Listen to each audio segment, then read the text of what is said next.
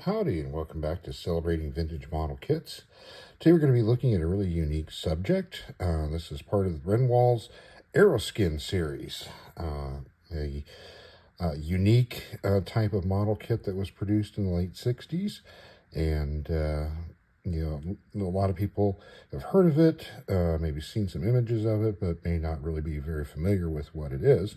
So we thought we'd take a look at the first Aero-Skin type kit that Renwal produced, and one of their later ones as well. So we're going to start off with this one here, which is one of the original ones they produced. This was part of their first series of pre-World War I aircraft, which they dubbed the Fabulous Flying Machine Assembly Kits. They were all issued in 2-packs. Initially, there's rumors that there were single kits of this, but I was not able to source any actual hard information or images of the single kits. But the first ones that I'm aware of were these 2-pack kits. They kind of played off of a movie that had come out at the same time of this. Those magnificent men and their flying machines, I think it was what it was called. So they're kind of playing off of that and riding off of the popularity of that film. Merritt actually had the contract to produce the kits for that movie, but Renwal, kind of went on their coattails. So this is a 1964 Renwal kit. Kit number is 212-100. The aircraft are in 1/72nd scale. And it's the 1908 Antoinette monoplane and the 1908 Voisin Farman biplane. So you can see here you got 1/72nd scale on the cover here. The Antoinette being famous for being the first plane to attain an altitude of 500 feet, and the Farman being the first plane to fly from city to city in powered flight. And they're making note of here that you're getting 2 kits for $1. And we'll talk a little bit about what Aero-Skin was. It was a silk span type of tissue that was produced to put onto the kit to create the look of a fabric-covered aircraft. There was another company called Briefant in France that had produced similar style kit, and Renwal may have used them as kind of the model for their version of the kit. They did come out a couple of years earlier than the Renwal kits. Other kits in this series were a 1909 Avro triplane and a 1909 Curtiss Flyer as one dual kit, and the other one was the 1909 Blériot monoplane and the 1903 Kitty Hawk biplane. So, let's see, 1966 is when Renwal came out with what most people are familiar with, their World War I series of Aero-Skin, which had the printed camouflage markings, everything all on the Aero-Skin fabric. Those were in 1/72nd scale as well. They produced 12 different kits in that series. They were also tied in with a famous pilot, and they kind of made a big deal out of the individual pilot. They put out some additional supplemental learning material, such as posters and things like that, that really played up the whole history of the aircraft and the pilots that were flying them, which is kind of unique at the time period. Renwal quite possibly used other kits as not direct copies, but use them as inspiration, we'll say, for that series. Specifically, the Spad, Newport, Camel, and Fokker D7 appear to have been duplicated off of Revell kits. The Bristol F2B, the Fokker DR1, and Albatross D5 appear to be taken from Airfix kits, and the Sopwith triplane and the Falls were scaled down from the Aurora 1/48 scale kit. So again, not exact copies, but it looks like they really relied heavily on those kits. The way that they were assembled is virtually identical to the original maker's kits on those. Then in 1967, they came out with a 1/48 scale series, a Newport 28, a DH2, a Fokker Eindecker, a Curtis Jenny, and then the Curtis Goshawk, which I do have one of the Goshawks, which we will be looking at. Those, I think, did better as far as utilizing the Aero-Skin being a larger scale. The 1/72nd scale made for kind of clumsy looking airplane when you use the Aero-Skin on, but the 48 scale, I think, matched a little bit better to that style. In 1969 is when they finally discontinued the Aero-Skin.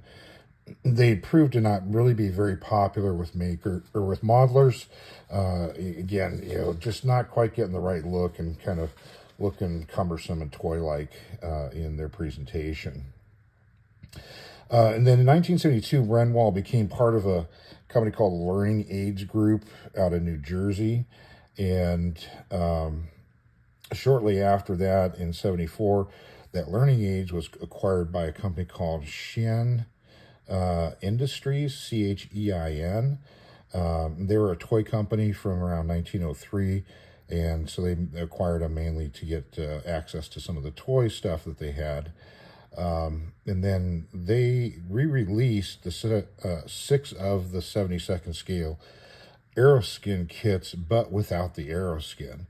And so you had this kit that had these open frame areas, and they were really, really poorly thought out, idea, or it was a poorly thought out idea, because you didn't have the Aero-Skin, you had this open area. What were you supposed to do with this kit? So they didn't last very long, and that was actually kind of the tail end of Renwal before they got folded up. The molds ended up getting sold off to Revell in 76. So that's a little bit of a history behind Renwal's aircraft. Interesting is that this was Renwal's first attempt at making aircraft. Prior to this, they were just making military vehicles, cars, the Visible series, the Visible Man, Visible Woman, Visible Horse, the V8, rockets, missiles, things like that. So this was their first attempt at an aircraft, and they chose this Aero-Skin way of getting into the market. I guess they wanted to differentiate themselves from everybody else. So let's finish taking a look at the kit itself, and we'll see what we got here. So here's images of the additional kits that were available. Mineola, New York, and this side's got the other 2. Same thing, 2 for $1. Here's our end. Repeat of the top box art. And this end is similar. Unable to source who the artist was for this box art, unfortunately. But kind of simple, but kind of nice. So these were lithograph slicks glued onto hard boxes. And here we've got our instructions. So the instructions go into great lengths of how to apply the Aero-Skin, and showing you here's how to lay out the parts on the Aero-Skin paper for cutting out. Instructions on how to assemble the kit and when to start putting the Aero-Skin on. And then finally some rigging. Flip side's got the other aircraft. History of the 2 aircraft are here. And the layout of how to cut out the Aero-Skin. And then assembly of the kit and when to put the Aero-Skin on. And finally some rigging instructions as well here. So the way the Aero-Skin was supposed to work is that you cut the piece out, lay it onto the plastic piece, and then you had liquid cement that you would then paint through the Aero-Skin to attach it to the plastic. And they gave you the liquid cement, which is still included in this kit. So we'll see that. And there's our inspection label. And then this is the Aero-Skin itself. In this case, just in the plain color, no markings or anything, because these aircraft didn't have any. So just real thin stuff here. So it's kind of a cross between tissue and real thin fabric. And then here is the glue, liquid glue, that would come with it. It has dried, but as you can see, it was produced by testers in one of their standard bottle sizes.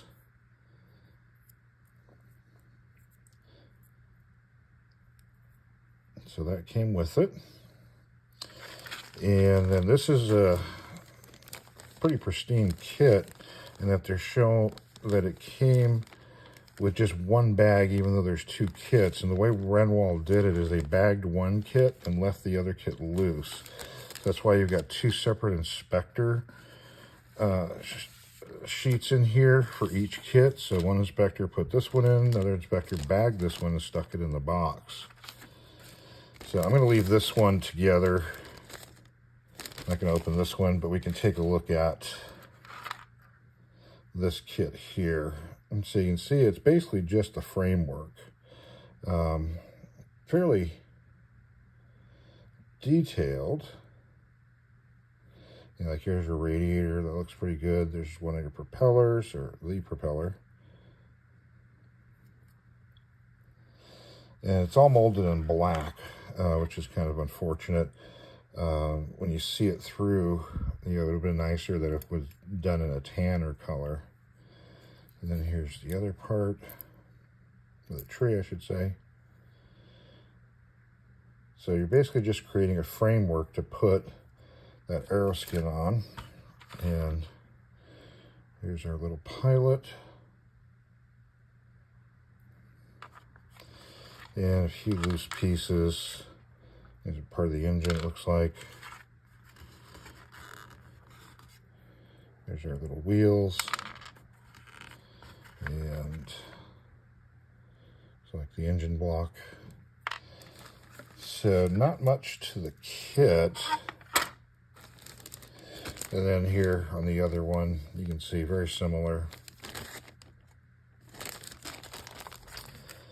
Again, so that's what the first Aero-Skin kits look like.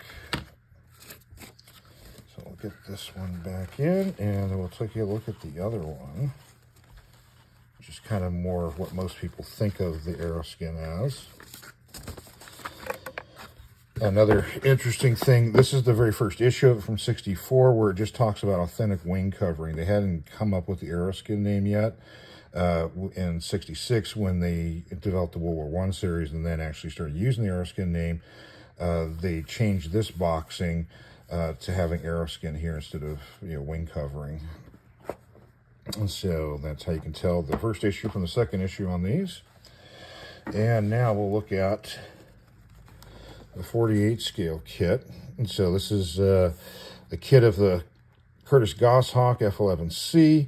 So you can see, you know, the change in, you know, the boxing. You have the Aero-Skin here. These boxes were notorious because of this open area to be able to see the actual Aero-Skin fabric.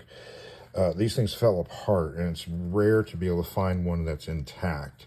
They were at an angle on the end here for some reason, and most of these kits, this end of the box is usually mangled up. So again, they continued with the 48 scale ones with identifying them to a specific, you know, individual pilot.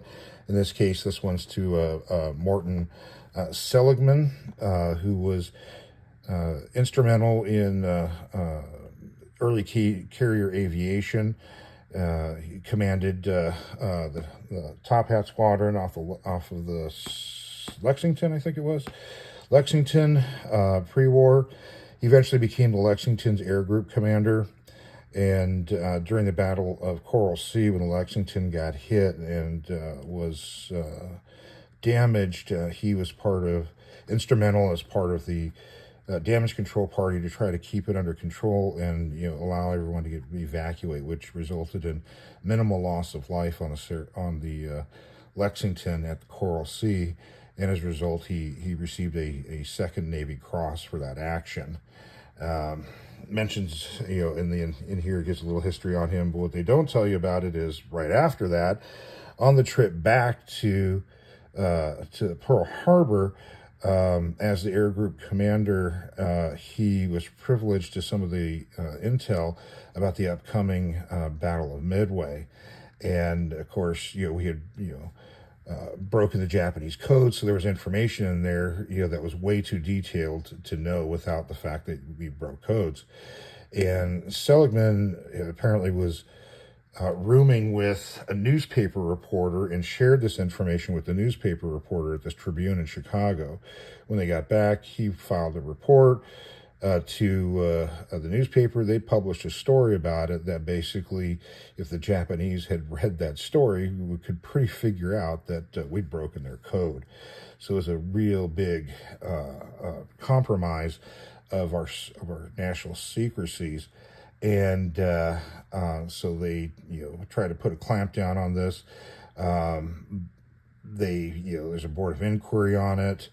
And they ultimately decided not to bring any charges onto anybody directly because that would have, again, compromised national security, because in order to be able to, you know, prosecute the newspaper and, you know, Seligman would mean that they'd have to disclose why it was a problem.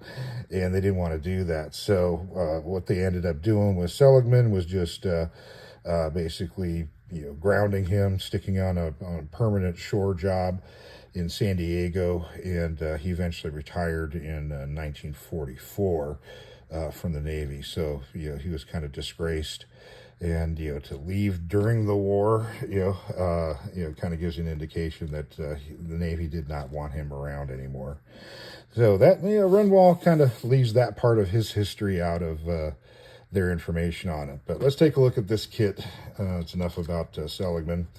So you've got really nice, you know, box art here. Again, you know, the artist is unknown. A lot of information about the Aero-Skin, what it is, 48 scale. More information on the side here.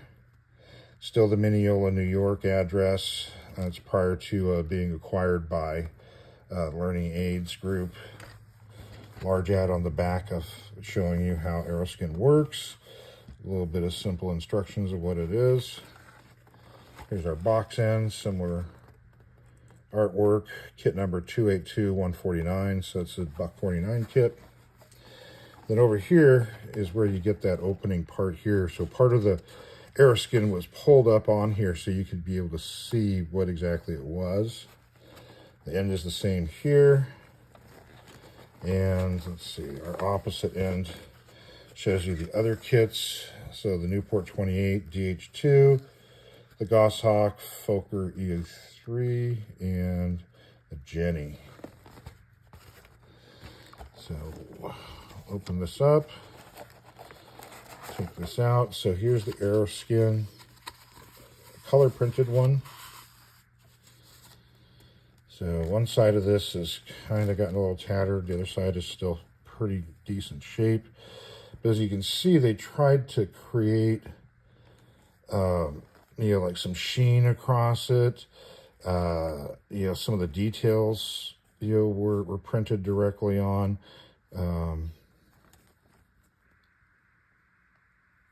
You got these little spots here where you're supposed to pin it with a toothpick to hold it in place while you were gluing it down. So everything, markings, everything was done on this. So that is your Aero-Skin. Inside this is the bottle of liquid cement. In my testers, this one actually still is full. And the 15-cent testers cap is on there. And then here is the kit itself. So we've got our instruction sheet, history of the airplane and on Seligman. Aero-Skin process.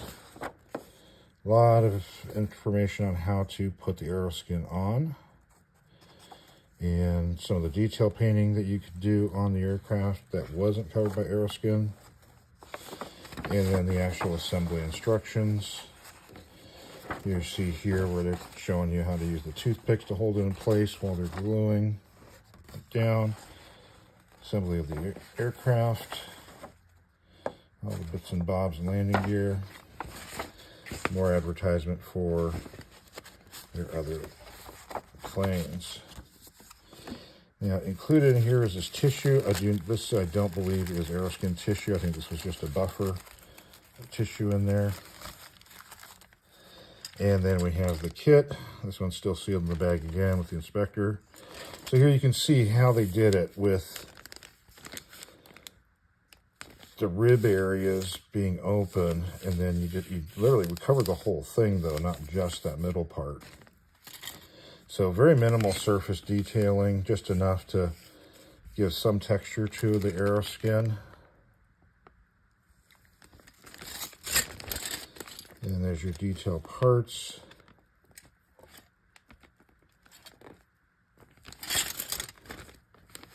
Very simple. Very simple engine.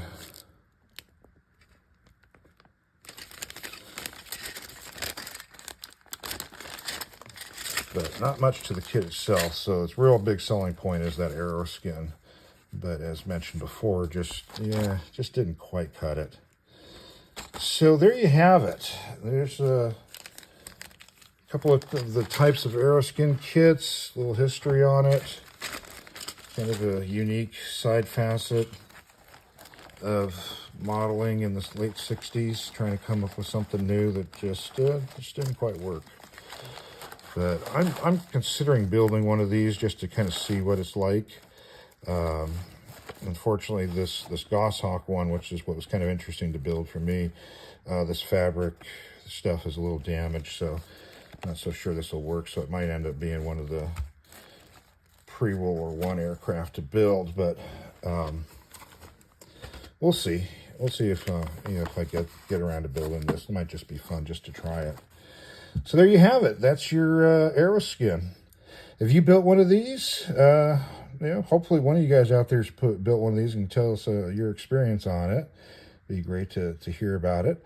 If you got one of these sitting on your shelf, absolutely take some pictures of that and send that in so we can share that with everybody. Well, that's it for today. Thanks for watching, and have yourself a great rest of your day.